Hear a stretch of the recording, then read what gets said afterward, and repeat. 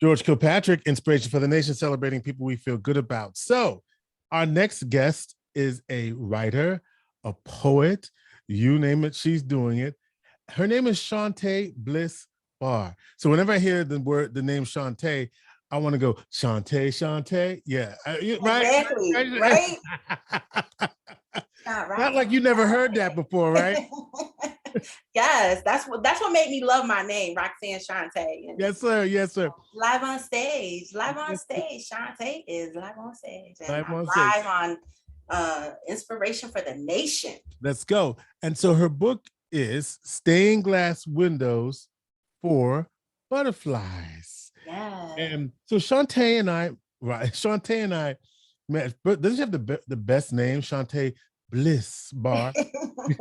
And so Shawnte and I met through a reading group we did through the New York Council for the Humanities. We did James Baldwin, right? Yeah. We did that. And did we do Du Bois? Did you do Du Bois as well? I'm not sure. I was not a part of the Du Bois, no. But you did do the Audre Lorde. Did you do that one? I did Audre Lorde, yes. All right, so we did Audre Lorde. So I did 3 reading groups out in Auburn, my second family, second home, yeah. Working with the great group out there. Mm-hmm. And so we had a great time out there. And so Shawnte and I met, and she used to share some of her thoughts about the work, and we connected again. And she says, I have a book out. And so we're pleased to debut her first book and learn a little bit about Shawnte and where she grew up. And so let's start with your background and how you became a poet. So talk about where you grew up. Where'd you grow up? I grew up here in Auburn. I lived a couple of places, but mainly I'm from right here in Auburn. All right, so where'd you go to school? All of those things. We gotta know. What makes you? Okay. Well, I graduated from Auburn High School. And I also, I moved up here from North Carolina, and I went to Camp Lejeune High School in Jacksonville, North Carolina. I went to Onondaga Community College, and I transferred to Cayuga Community College, where I graduated, that is actually where I first met you, when you were doing Our CNY. Really? Oh my God. Wow. Right, because we went through it. Were you part of the community meetings? No, I was interning. You were interning. Oh, Lord, listen to you. Okay. Wow. So now go ahead and shame me on national radio. So you were intern. So tell me about your experience at WCNY on Our. Oh, I loved it. So what did you? Were you like one of our producers? Were you behind the camera? I went from being behind the camera to in the booth, to working with the director. Okay. So it was Kathy was Kathy someone that helped you, or was it other folks involved? I do remember Kathy. I did go to school with Kathy. But it was the director at the time, I believe his name was Steve. Was it Steve? Yeah. Yeah. Okay. Yeah. Well, that's a while back. Steve, okay. Yeah, because Steve was only there for a minute himself. Yeah. Yeah, he brought me in the booth with him and everything.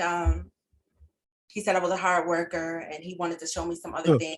So I want y'all to know that Shawnte has not told this story. Even when we were in Auburn, she never mentioned that she worked as an intern on our show. So how about that? You see, we learn something new every day. But this is why we do this. We try to we really. So tell me about what was it about writing that sort of sparked your interest as a young lady growing up in Auburn? I wrote my first poem when I want to say 9. Seagull, it was about a seagull spell checker. Seagull set to fly way up in the sky. The birdie flies here and the birdie flies there. Seagull set to fly. And it became prophetic for me. Mm-hmm.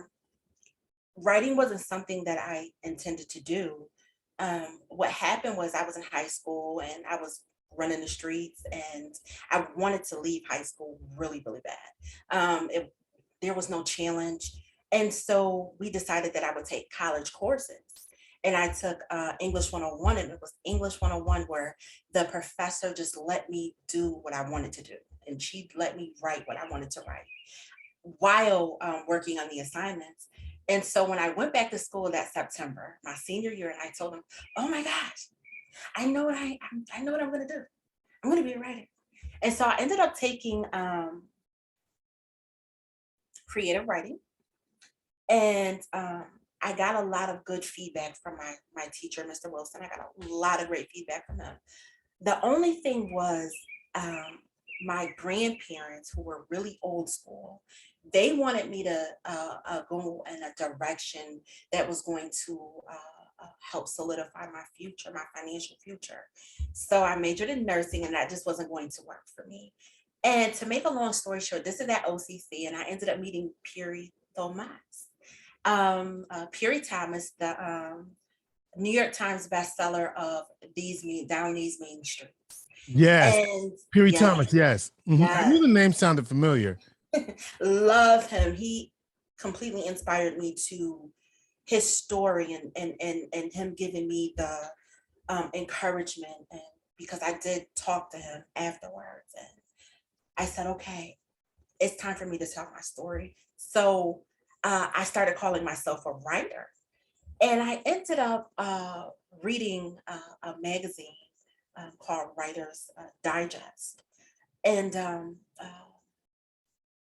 Lamott was in there. And that inspired me with the nonfiction. Of course, I'm inspired by the 80s. I'm an 80s baby. I'm inspired by hip hop. I'm inspired by R&B. I'm inspired by Maya Angelou. I'm inspired by Nikki Giovanni, Sonia Sanchez. Oh my gosh, I can't even name some of the other people that has inspired me to write. It's interesting, Shawnte Blyss Barr, author of Butterflies. Say it again. Stained glass windows for butterflies. Stained glass windows for butterflies. This tension between what my parents and my grandparents say I should be doing versus what my soul is calling me to do. Every artist, I'm sure, has had that struggle. Go get the job downtown that's secure. Back in the day, it was the post office, the utility company, right? Or right? It was either those, which led to a lot of promising economic stability for a lot of families, right? But if you didn't want that and you wanted something else, right, where you were pretty much on your own to chart that path for yourself, and it's often you probably often questioning, am I, can I, should I, why am I who I say I am in this work? And then but there's something that's inside of you that you must do this, right?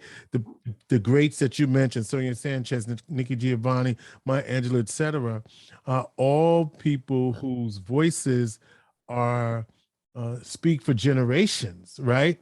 I mean, look, Nikki Giovanni was hot back in the day. I'm talking about the 70s, and she's still doing her thing. I just remember some of the songs and the records, but now we have your voice. So what is the story you're trying to tell? That no matter what, you have to keep going. Mm-hmm. You have to keep moving. And change hurts. And a lot of times, what I've noticed now with people, especially given that we have social media, we want to put everything on social media. Everything that we're going through, we want to cry it out on social media. And we're looking for this validation, this help. But really, the only person we need to validate us is us. And so that's where the butterfly comes from with stained glass windows for butterflies. If we ever look at a caterpillar and them changing into them cocooning, they're actually going inside of their cells. The metamorphosis, so, right? Yes, yes. And that's what we have to get comfortable doing. And a lot of times we're not comfortable doing that. We're so on the move. We're moving fast, lightning speed fast. And we don't know how to slow down to even begin the healing process, to begin the elevation process, because we can never stay on the same level. Either we're going to elevate or we're going to depress. And this is where a lot of our mental um, um, illnesses come from. More than that, but either we are going to elevate or we're going to depress. We're never going to stay the same. And so instead of fighting it, instead of trying to stay the same, why not move? Why not elevate? And it hurts. It hurts to rise up to the next level. It hurts. But it's okay. It's okay. Pain is okay. What was the metamorphosis like for you? What did you have to do? What was it that you had to like go inside and revisit for yourself? I trust a lot. I trust a lot. I'm very friendly. I'm very open. Um, and that opens the door for hurt and pain. And I was hurt a lot by people. I had to transform through. I was sexually abused when I was 7. I was raped a few weeks prior to my 15th birthday. And then again, after my 15th birthday, and I had to go through this whole trial. I'm not trial, I'm sorry, through the court systems. I felt robbed because he pled guilty. He pled to a lesser charge. And I felt that I was robbed of my day in court. So I had to do a lot of forgiving and a lot of healing. I got married when I was 18 years old. My husband was 10 years older than me. He abused me. He tried to kill me one night. I had to heal from that. I had to learn to forgive him. Um, I had to heal from me. I think I had become one of my own worst enemies, um, trying to run from myself and trying to run from the healing. So And when did you forgive yourself? I forgave myself when I realized that if God is forgiving me, who am I not to forgive myself? And you know why I asked that question? Why do you think I asked you that question? I don't know. Because we then sometimes take on the what did I do? What right? This idea of, and so I was asking that, when did you release that feeling that you had anything to do or that you were responsible for any of it, because you weren't and you're not. Right. Um, I was actually taking a course at um, Empire Mm-hmm. State College, and there was I don't exactly remember what it was called, but we had to read a book, and it was moral repair and forgiveness. Mm. And I'm learning about emotions, and I'm like, wow, in order for me to really be free, I not only have to forgive those that hurt me, but I have to release this idea, for lack of a better word, that I caused it. Was I Right. wearing my jeans too Exactly. tight? Exactly. Yeah, That's what I'm were my talking about. jeans too tight? Did I flirt too much? What did I do? And then I had to, well, it's not me. My sin. I mean, their sin is not my sin. And I No, refuse to take responsibility for anyone's sin. I have to take thank you. accountability for my own actions. That's right. You know something? The people that harmed you are the ones that caused the harm. Period. Said and done. So, Shawnte, I know you have some words for me. Stained glass windows are for butterflies. Tell me about that title. Okay, well, we all know that the eyes are the windows to the soul. Come A on. lot of times living, they get kind of dirty, they get kind of colored, and we don't know how to see out of them, Mm-hmm. and they get broken, or we have to break sometimes. We put it back together, we get this beautiful stained glass image. And so for butterflies is, going inside of yourself and doing this whole transformation So this is stained glass windows for butterflies. Can you see me? Can you see me now? This is who I am. This is my soul. This is me bearing my soul to you. Mm-hmm. All right, let's hear it. Stained glass windows are for butterflies. What are we going to hear first? This is called fine wine. Mm-hmm. Fine wine. Pain found comfort in the middle of my chest when I thought my life meaningless, and crimson lines stained the inside of my eyes. But then I realized I am the prize. So I decided to rise. That's when she commanded me to shine, baby, shine. Because I am the finest of all wines, with a hint of jazz and a touch of the blues, like shiny cars and brand new shoes, like blue moons in Egypt, like beauty, like blue, looking through eyes all brand new. I patiently waited to show my moves. When things got dark, I knew I wouldn't lose. I got a little quiet to handle my biz. When I got better, I gave a sip. They said they loved it. They toasted to it. They cheered and said, now that's what fine wine is. Thank Mm. you. Thank I you. can hear the joy. I can hear the joy. What does that poem mean to you? Oh my gosh. I actually started this poem in 2006, right? And I couldn't really edit it. And Mhm. so while I was sitting in my living room one day, and I think I had just really broke through. Right. And there was this light, the sun was just shining through my window. And I'm like, it was shining on a picture of me when I was little, a school picture. And I'm like, oh, okay. Then it did it again. And I'm like, oh, okay, wow. Then I did it again. And it was just, I felt um, the spirit speaking to me saying, shine, baby, shine. Wow. And so I went and I edited the poem, and this is what came out. Fine wine. It was originally in I was inspired by the Whispers. Go ahead. Yeah, so I was inspired by the Whispers. You have another one for us. What you have for? By the I way, I don't want to gloss over the fact that you talked about being a survivor of domestic and sexual violence and first of all, thank you for sharing your truth because somebody needed to hear that. Mhm. And given that you did share that, what would you say? What will you say to someone who heard that, who's in that situation right now? Is there anything you can say that you could maybe find something for them? Yes. And it might be in the next poem. I don't know, but I'm just saying, what would you say to that person who's experienced what you've experienced and is looking to find a way to to center and to move through it? Don't hold it in. Mm-hmm. Do not hold it in.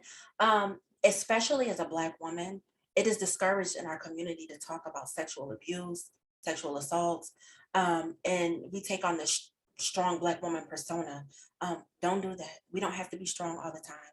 It is okay to not be okay. It's okay. Go and get some help. Um, I would suggest going to see a therapist, and there's nothing wrong with that. So yes, just don't hold it in and don't act like it didn't happen.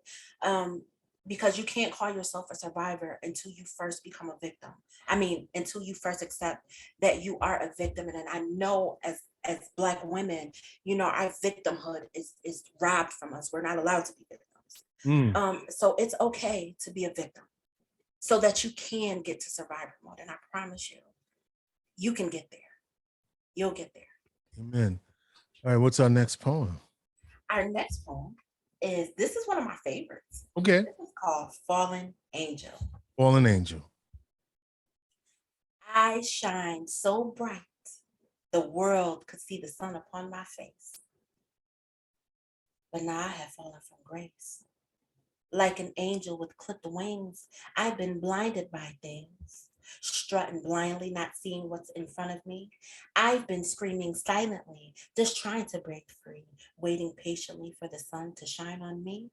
No sun on my face, I have fallen from grace, staring out into space. I gotta get out of this place. I need some peace of mind, a shoulder to pour my soul, but all who's around have got hearts of stone cold. Quantum changes in my life. I ain't been living right in God's sight. So from now on, I'm a butterfly with uncolored wings, a hummingbird who fails to sing, a rainbow with no arch, like no trees in a park, an angel falling out of the sky, but I am not yet ready to die. I guess that's why I smile when I cry, because I'm in love with the joy that comes after the pain. I'm like a flower. It's my sunshine and rain. I am an angel falling from grace with no sun upon my face and waiting patiently to take my place. Mm. Thank you. Snap, Thank two snaps, two snaps. you. I see I can see you talking about the change, the pain and the change, the pain and the change in these first two poems. That's what I'm picking up. The pain, the change, the recognition, the validation, the acceptance. These are my feelings, and I'm going to feel them, but then I'm going to move through them. That's what I'm getting. Am I Yeah. getting it? Am I getting Yes, it? absolutely. And see, here's the thing. Here's the thing, though. This is the thing that I've been picking up lately because I'm on this whole new spiritual level and I'm loving it here. Right, I'm realizing that simultaneously, we are going through the positive and the negative at the same time. right. We're hurting and we're feeling joy at the same time, but Mhm. we tend to focus more on the pain Yeah. and not the joy. Mm-hmm. So that's where I'm at right now. This is actually where my poetry is. It's weaved into it. You know, the hurt and the pain, the joy and the rain. I know I said that backwards, but whatever, you get what I'm saying. All right, sure. Joy and pain, sunshine and rain, right? Yes. Frankie Beverly ain't gonna be mad at you. You can go Yeah, beyond that exactly, right? music, right? No, you have one more. What you got? I think you had two more. Go ahead. Let's get them all in. Okay, thank you, thank you. So this one is called Tough Cookie, Hard Shell, Broken Spirit, Who Can Tell? Okay. How can you expect her to know how to love when she's been searching, hoping, waiting for love her whole life? You look at her and see a girl, a woman, a queen, but you don't know her, the real her, what's deep inside her, the part she hides every day, like the pain of her secrets, locked in dungeons and hidden behind dragons that she doesn't even know how to free. She's a work of art, like a rare painting. Loving her takes time and patience, which means you must walk through the fire. What will you do when she pushes you away? Will you leave or will you stay? It's her defense mechanism. She's used to people walking away. It may look otherwise on the outside, but she'll be hurt you didn't stay. And she'll go on about her day, telling herself, I will be okay. It always happens that way. Better off that way because she knew you wouldn't stay. Mm. That sounds like an anthem to me. It sounds like you telling somebody something. Are you listening? Yeah, really. Tough cookie, hard shell. Say the rest. Broken spirit, who can tell? Broken spirit, who can tell? It's very difficult to let people in because I want because the instinct is to trust, and then I give you my trust, and then you violate that trust, and then you're making my show harder. But you're just telling me that that's the truth of the situation. I can hear you. All right. What's our we getting them all in here, Shawnte. What's our last poem? And common sense one. Okay. I cried alone in the dark, curled in a fetal position, wishing, but knowing you'd never come for me, to comfort me. Your arms wrapped around me, protecting my soul, keeping out the cold. So I set you free because waiting for you, I felt desperate and lonely. So I packed my bags, walked away, and decided I wouldn't look back anymore. Mm. Thank you. Butterflies are no. How we do that? Stained glass Stained, windows are for or butterflies. stained glass windows for butterflies. Yes. Stained glass windows for butterflies. Yes. New book of poetry by Shawnte Blyss Barr. Shawnte. How do people get the book? They can go on Amazon. It's available on Amazon, or they can go to my site, which is www.amenya.co, and they can get it from there. Say that website again, because I don't know. I didn't get it, and I'm listening to you. It's www.amenya.co. That's www.amenya.co. So forget the www dot. It's AME. Go ahead. NYA.co. Yes, it's like Amenya, Amenya. but it's Omnia. Just go to Omnia or Amenya.co. AMENYA.co. That's Yes. how you find the book. Or go to Amazon. But like, let's get it from her. Forget about, I mean, Amazon can get theirs too, but order it from her website, right? That's how you want to do it. And a beautiful collection of poetry. By the way, if you're listening in Syracuse area, as you all know, I worked with Vera House as the Director of Prevention and Education, co-director. And so the 24-hour support line is 315-468-3260. If you were listening from the beginning, Shawnte identifies as a survivor of domestic and sexual violence, and is encouraging you to get the support you need. Yes. And for those who live in Cayuga County, even if you call the Vera House support line, they can connect you if you're watching or listening in Cayuga County or any of the counties in our area. We can get you the services in the county that you live. And we also have what we call Wet Chat at Vera House 315. It's verahouse.org, just verahouse.org. Click on the web chat. That web chat is available 7 days a week till 9 p.m. Eastern time. And so 315-468-3260, no matter where you are in that journey. Doesn't mean that you have to be ready to go today, but if you're in danger right now and need some place to support you, 315-468-3260. And don't be ashamed. Don't be ashamed. Don't be ashamed. Don't be ashamed. And Shawnte, what's that thing? If I look like what I've been through, but you are such a bright, shining light. And I remember, like I said, I forgot about the internship days, but for the when we did the two book clubs, you always brought a perspective, you're a thinker. You're a thinker. You're a deep thinker. And so I really appreciate you sharing your truth. I am confident that somebody watching this or listening to this will be blessed, and they can be further blessed by getting that book. Yes, yes. Stained Glass Windows for Butterflies. Yes, yes, yes. Shawnte Blyss Barr, we thank you for joining us on Inspiration for the Nation. Thank you very much.